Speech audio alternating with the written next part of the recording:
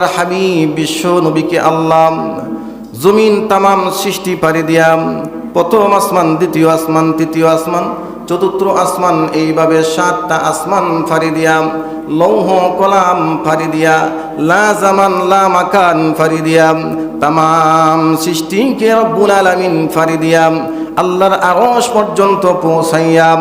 রব্বুল আলামিন বিশ্ব নবীজিকে ব্যবস্থা করে দিলেন, ওগো হাবিবুল্লাহ, ওগো রহমতের নবী, ছোট্টবেলায় আপনাকে আমি ফেরেশতাদের মাধ্যমে আপনাকে তামাম সৃষ্টি ঘুরে ঘুরে তামাম সৃষ্টি আপনাকে দেখছে। এখন আমি আপনাকে নিয়ে আসলাম 51তম বৎসরে, ওহী নাজিল হওয়ার 10ম বৎসরে আপনাকে আমি তামাম সৃষ্টির উপরে নিয়ে আসলাম। আপনি মুহাম্মদ আরবি এখন তামাম সৃষ্টিকে দেখবেন, আপনি জান্নাত দেখবেন, জাহান্নাম দেখবেন। তামাম সৃষ্টি ছোট্টবেলায় আপনাকে দেখছে, আর 51তম বছরে আপনি মুহাম্মদুর রাসূলুল্লাহ তামাম সৃষ্টিকে আপনি আপনার চক্ষু দ্বারা দেখবেন। সুবহানাল্লাহ। ওগো নবীজি, আপনি আপনার স্বচক্ষে, নিজ চক্ষে আপনি তামাম সৃষ্টিকে আপনি দেখবেন। আল্লাহ রাব্বুল আলামিন বিশ্ব নবীকে নিয়ে গেলেন একদম সৃষ্টির একদম শেষ মাথায়। আরশের পরে আল্লাহর আর কোনো সৃষ্টি নাই। সুবহানাল্লাহ। আল্লাহর আরশের পরে আল্লাহর আর কোনো সৃষ্টি নেই। স্রষ্টা আরশ পর্যন্তই তামাম সৃষ্টির সীমানা হইল আরশ পর্যন্ত। আরশের পরে আল্লাহর আর কোনো সৃষ্টি নেই। আরেকটা কারণ হইল আল্লাহ রাব্বুল আলামিন বিশ্ব নবীজিকে আরশ পর্যন্ত নিয়ে গেলেন, সৃষ্টির চূড়ায় নিয়ে গেলেন, উপরে নিয়ে গেলেন, সৃষ্টির একদম শেষ প্রান্তে বিশ্ব নবীকে নিয়ে বুঝাইয়া দিলেন, ওগো মুহাম্মদুর রাসূলুল্লাহ সাল্লাল্লাহু আলাইহি ওয়াসাল্লাম, বন্ধু আমার, হাবিব আমার, এই সৃষ্টির একদম শেষ প্রান্তে শেষ মাথার মধ্যে আমি আপনাকে নিয়ে আসলাম। আমি আপনাকে সৃষ্টির শেষ মাথায় শেষ প্রান্তে আইনা প্রমাণ করা দিলাম, এই সৃষ্টি থেকে সব চাইতে বড় আপনি। এই সৃষ্টির একদম উপরে একদম শেষ মাথার মধ্যে আপনাকে নিয়ে বুঝা দিলাম, এই সৃষ্টির মধ্যে আপনি মুহাম্মদের সমপরিমাণ এই সৃষ্টির মধ্যে আর কেউ নাই। সুবহানাল্লাহ। আপনি মুহাম্মদ আরবি সাল্লাল্লাহু আলাইহি ওয়াসাল্লাম, এই সৃষ্টির মধ্যে একদম শেষ আপনি। আপনার পরে এই সৃষ্টির মধ্যে আর কোনো নবী নাই। আপনার মতো সমপরিমাণ, আপনার মতো মর্যাদার অধিকারী এই সৃষ্টির মধ্যে দ্বিতীয় আমি সৃষ্টি করি না। সুবহানাল্লাহ। এই সৃষ্টির মধ্যে আপনি হইলেন সৃষ্টির সেরা, আপনি হইলেন সৃষ্টির শেষ নবী। আপনি, আপনার পরে আর কোনো নবী নাই। আপনার চেয়ে শ্রেষ্ঠ মর্যাদার অধিকারী এই জমিনের মধ্যে আর কেউ নাই।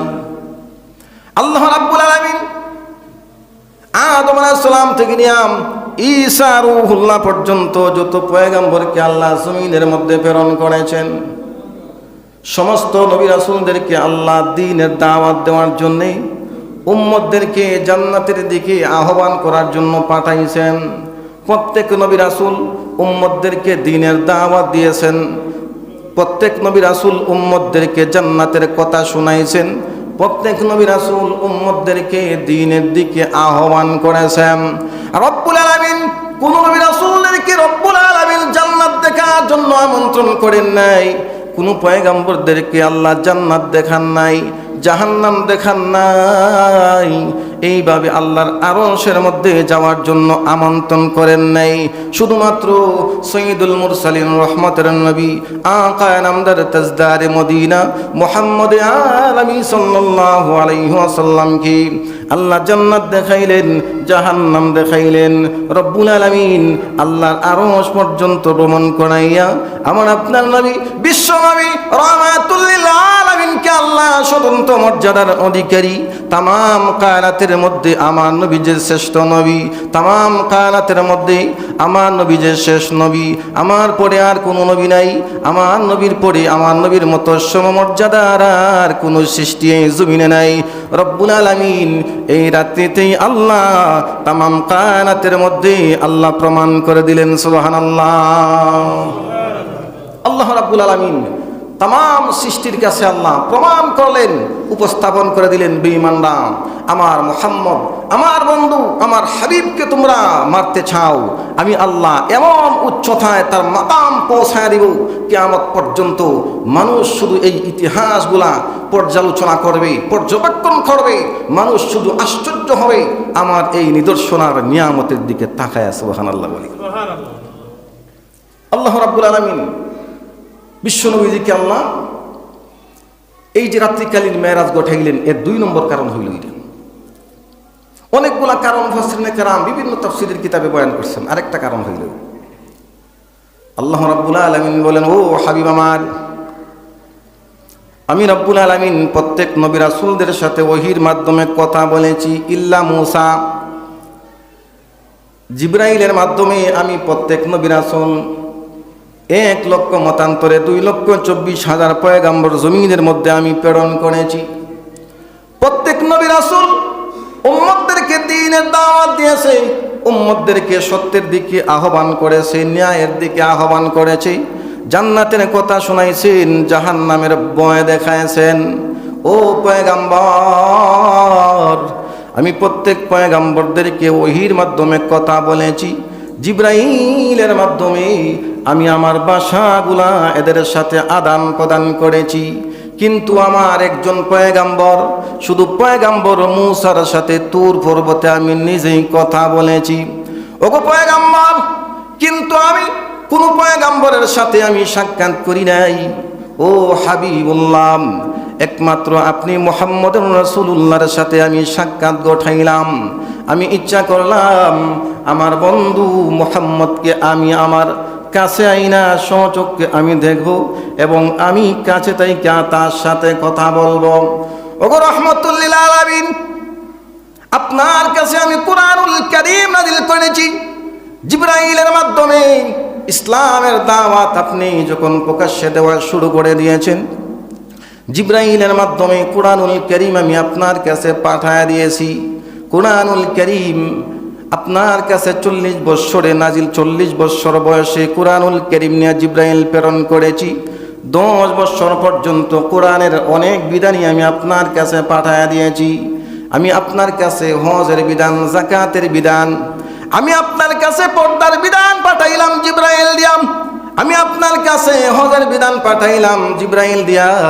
আমি আপনার কাছে যাকাতের বিধান পাঠাইলাম, জিবরাইলের মাধ্যমে পাঠাইলাম। ওগো আল্লাহর পয়গাম্বর, কিন্তু একটা বিধান আমি আল্লাহর কাছে বড় প্রিয় বিধান, একটা বিধান আমি আল্লাহর কাছে বড় মহব্বতের বিধান, একটা বিধান আমি জিবরাইলের মাধ্যমে পাঠাই নাই। একটা বিধান এমন বিধান যেই বিধানটা আমি জিবরাইলের মাধ্যমে দেই নাই। এই বিধানটা আমি আমার বন্ধুর কাছে দেওয়ার জন্য, আমি আমার বন্ধুকে আমার কাছে আইনা, পাশে আইনা, আমি আমার বন্ধুর কাছে আমি আল্লাহ আমার নিজের হাত দিয়া বিধানটা আমার বন্ধুর কাছে উঠায়া দেওয়ার জন্য এই লম্বা সফরের আয়োজন করলাম, এই বিশাল এই আনুষ্ঠানিকতা তৈরি করলাম। শুধু আমি আমার বন্ধুর কাছে এই বিধানটা আমি আল্লাহ আমার নিজের হাতে পৌঁছা দেওয়ার জন্যে। সুবহানাল্লাহ। এই বিধানটার নাম কি? এই বিধানটার নাম কি? এই বিধানটার নাম নামাজ। মেরাজের রজনীতে আল্লাহ যে উপহার নবীজিকে দিয়েছেন, এই উপহারের নাম কি? নামাজ। বলতে লজ্জা লাগেনি? এই উপহারের নাম নামাজ। এই যে বল, মুখ বন্ধ, মুখ বন্ধ, একটা মানুষের মুখ করলে হয় না। মেরাজের রজনীতে আল্লাহ তার বিশ্ব নবীর কাছে যে উপহার পাঠাইছেন, এই উপহারের নাম কি? নামাজ। এটা বলতে কি লজ্জা লাগে না কষ্ট হয় বলতে? আল্লাহ রাব্বুল আলামিন বিশ্ব নবীজিকে এই বিশাল আনুষ্ঠানিকতা সম্পন্ন করলেন।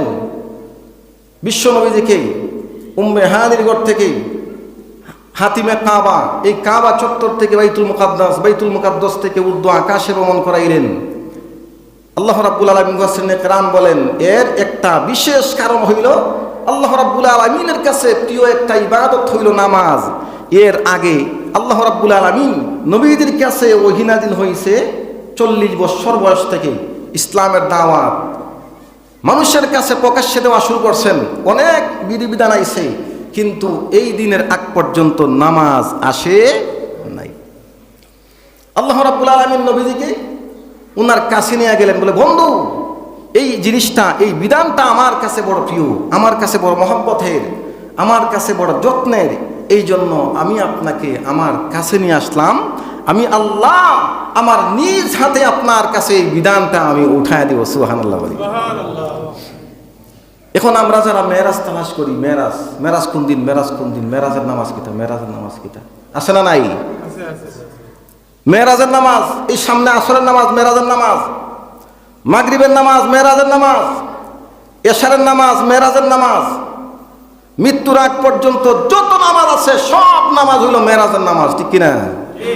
সব নামাজ মেরাজের নামাজ। এই নামাজই মেরাজের সবচেয়ে বড় উপহার। এই নামাজ দেওয়ার জন্যই আল্লাহ রাব্বুল আলামিন বিশ্বনবীকে আল্লাহ জমিন থেকেই আল্লাহ রাব্বুল আলামিন কাবা চত্বর থেকে বাইতুল মামুর থেকে সিদরাতুল মুনতাহা থেকে লৌহ কলাম